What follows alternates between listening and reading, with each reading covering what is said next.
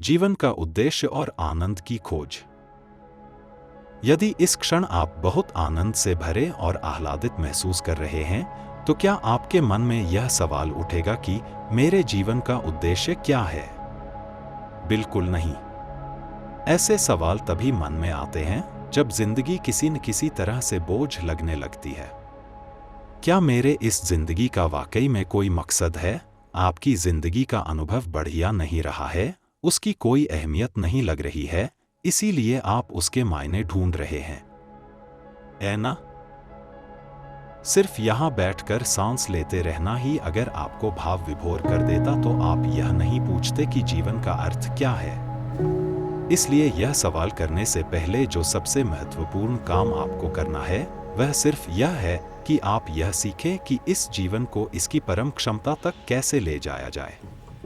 मैं जब जीवन कहता हूं तो शायद आप यह भी नहीं जानते कि जीवन है क्या। फिलहाल जो आपके पास है वह सिर्फ तन और मन है। इनको जितना हो सके उतना आनंद से रखना सीखें। जब आपका भौतिक शरीर और मन आनंदपूर्ण अवस्था में होंगे तभी आपके अंदर की हर चीज अपने चरम पर काम करेगी। आपके आनंदपूर्ण होने पर ही आपका विवेक अपने चरम पर कार्य करता है। कोई मनुष्य यदि हरदम परमानंद की स्थिति में रह पाता है, मान लीजिए लगातार 24 घंटे तक, तो उसका विवेक 2 गुना हो जाएगा। आज इसको साबित करने के लिए काफी वैज्ञानिक प्रमाण उपलब्ध हैं। क्या आपने अपने जीवन का एक भी दिन अशांति, चिड़चिड़ाहट, गुस्सा, घबराहट या ऐसी किसी चीज के बिना जिया है? अपने जीवन के बीते सालों में क्या 24 घंटे भी पूरे आनंद में बिताए हैं? नहीं। आप ही नहीं, पूरी मानव जाति इस प्रश्न के उत्तर में नहीं कहेगी।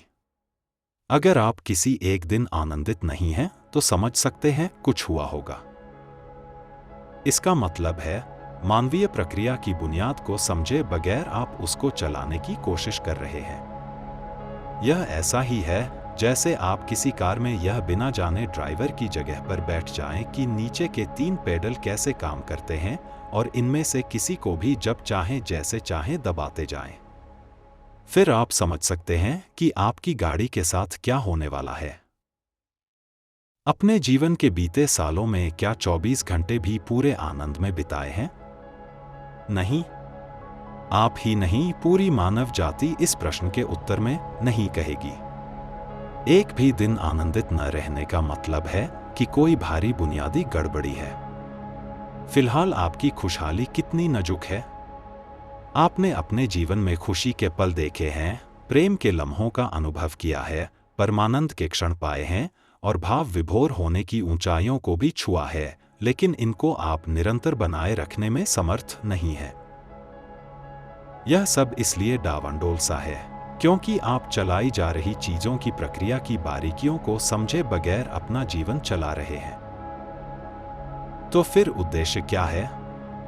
यह सवाल इसलिए उठता है क्योंकि आपने अस्तित्व की विराटता का अनुभव नहीं किया है।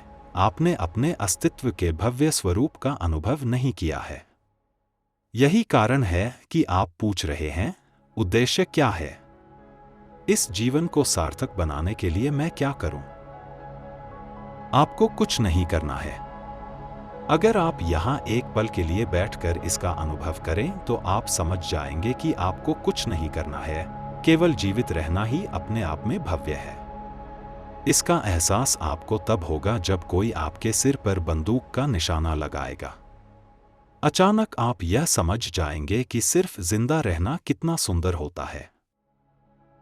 बजाय यह सब पूछने के आप अपने अंदर में आनंद को ढूंढ लें, फिर यह सब प्रश्न मन में उठेंगे ही नहीं।